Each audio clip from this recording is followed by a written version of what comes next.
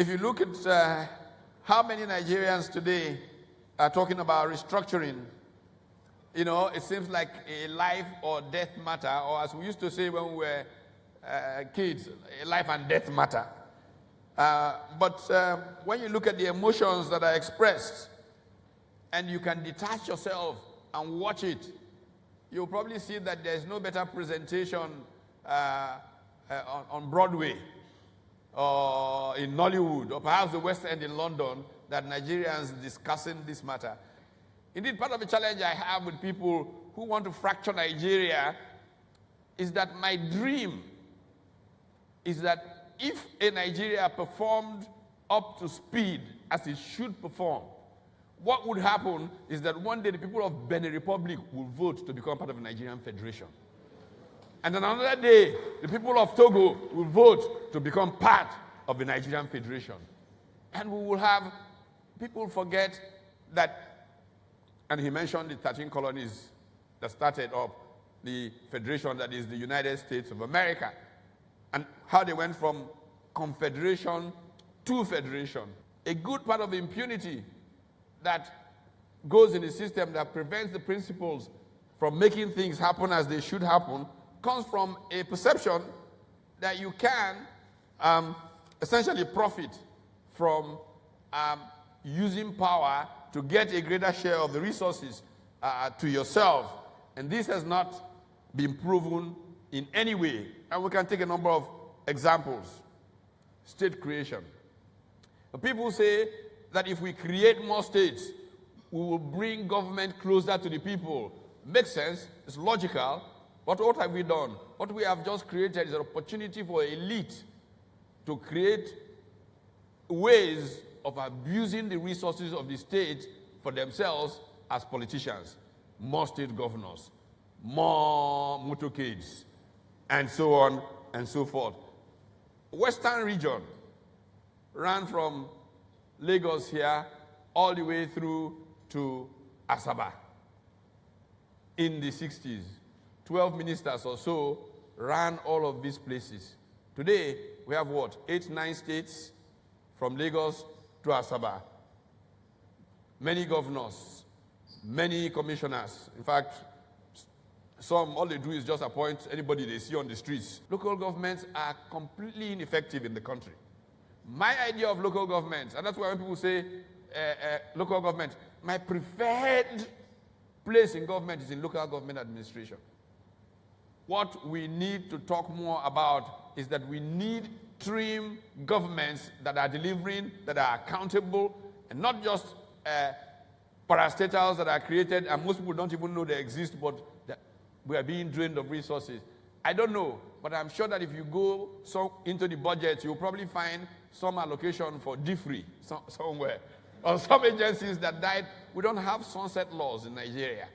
And the challenge of not asking ourselves what our governmental structures contribute. Anytime I hear this debate about whether the National Assembly is transparent, opaque, how much are they getting, I really feel sad.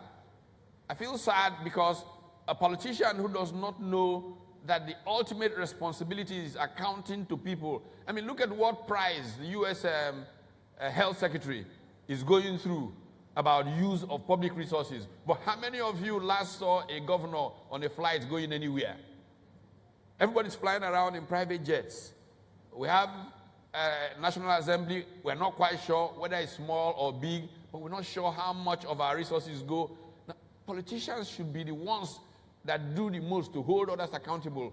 But because political parties are not functional, because civil society is not as strong as it should be, these issues are not entering public conversation, and they become problems that we must deal with. Because the truth be told, in this federal arrangement where there's little consequence, a person makes a decision based on a sense of personal power, and those choices are debilitating of the environment. Nigeria is considered a terrible country for regulatory risk.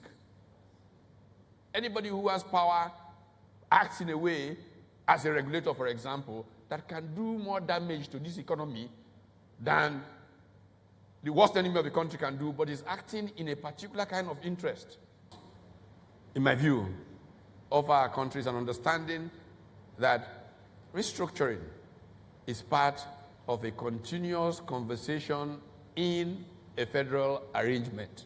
It is not something to abuse people about or kill people about. It is something to engage in. And if we have the appropriate platforms, organized by political parties, organized by civil society, we can keep adapting and adjusting to the challenges of change. Remember, as Machiavelli said many, many years ago, there will be people who resist such change.